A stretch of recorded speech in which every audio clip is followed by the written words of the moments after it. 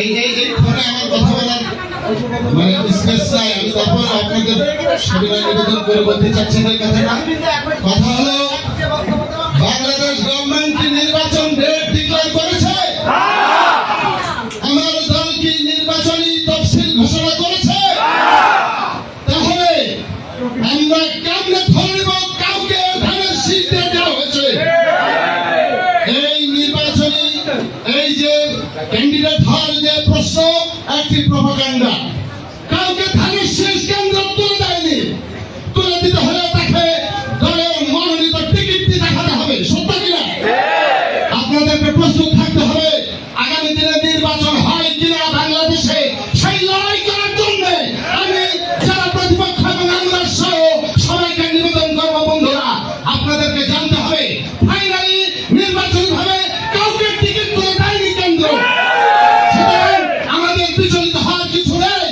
কেন্দ্র বারবার বলছে, কেন্দ্র সারা বাংলাদেশে দলকে সংগঠিত করার জন্য কতিপয় মানুষকে একটি সিগন্যাল দিয়েছে যে আপনারা মাঠে থাকেন, আপনারা নির্বাচনী প্রার্থী সম্ভব হওয়ার যোগ্যতা রাখেন।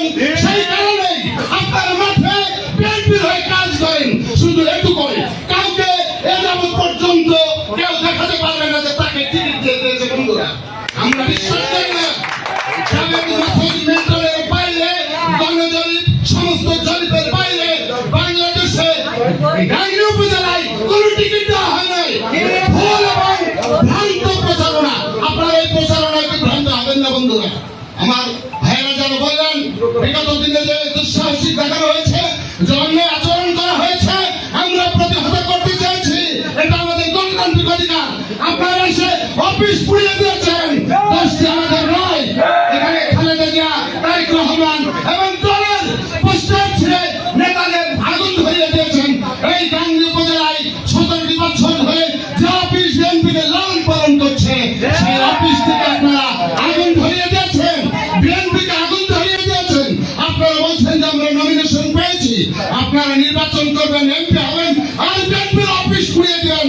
এই দুঃসাহসিকতা আমরা মানি না। আমরা কখনোই এ যাবৎ পর্যন্ত কাউকে আমরা ক্যান্ডিডেট হিসেবে মানি না, গ্রহণ করি না।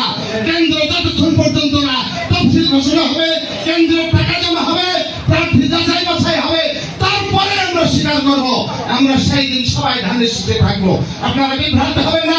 কেউ জানি এখনো কোনো টিকিট পায় নাই। বিভ্রান্ত বিভ্রান্ত বিভ্রান্ত। আমরা জাভেদ মাসুদ মিন্টনের সঙ্গে শেষ দিন পর্যন্ত লড়াই প্রস্তুত থাকবো।